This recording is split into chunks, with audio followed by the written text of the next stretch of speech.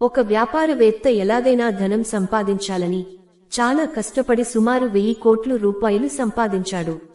ఒకరోజు ఆ వ్యాపారవేత్త తాను ఎంతో కష్టపడి చెమటోడ్చి సంపాదించిన ధనం తాను చనిపోయినా సరే ఎవరికీ ఒక్క పైసా కూడా ఇవ్వకూడదని బాగా ఆలోచించి పేపర్లో ఒక ప్రకటన ఇచ్చాడు. ఏమని అంటే, ఎవరైతే నేను చనిపోయిన తరువాత నా డబ్బు నాతో తీసుకుని వెళ్లే సులువైన సలహా ఇస్తారో వారికి 10 కోట్లు ఇస్తానన్నాడు.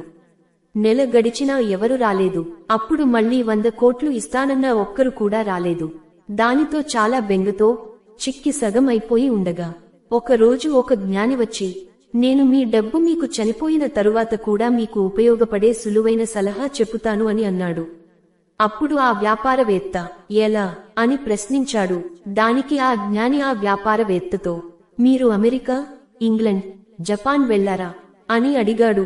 దానికి ఆ వ్యాపారవేత్త, హా వెళ్లాను అని చెప్పాగా, అమెరికాలో మీరు మీ రూపాయలు ఎలా ఖర్చు చేశారు అని జ్ఞాని అడిగాడు. దానికి ఆ వ్యాపారవేత్త, మన భారతదేశ నోట్లు అమెరికాలో చెల్లవు కనుక నా రూపాయలను డాలర్లుగా మార్చి తీసుకుని వెళ్తాను. అదే ఇంగ్లండ్ అయితే పౌండ్గా, జపాన్ అయితే యెన్స్గా, ఇలా ఏ దేశం వెళ్తే ఆ దేశ కరెన్సీ క్రింద నా రూపాయలను మార్చి తీసుకుని వెళ్తాను అని అన్నాడు.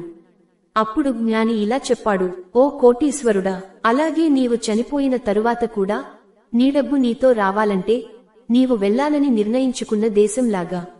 ఒకవేళ నీవు నరకానికి వెళ్లాలి అని అనుకుంటే నీ డబ్బును పాపములోనికి మార్చు, అంటే దుర్వినియోగం, చెడు వ్యసనాలకి, పాపపు పనులలోనికి మార్చు. లేదా ఒకవేళ నీవు దేవలోకానికి వెళ్లాలంటే నీ డబ్బును దాన ధర్మములు చేసి పుణ్యంగా మార్చుకో అని చెప్పగానే ఆ ధనవంతునికి జ్ఞానోదయం కలిగి ఆ జ్ఞానిని 100 కోట్లు తీసుకోమంటాడు. దానికి జ్ఞాని, నేను కష్టపడి పని చేయకుండా ఒక్క పైసా కూడా తీసుకోను అని సున్నితంగా తిరస్కరిస్తాడు.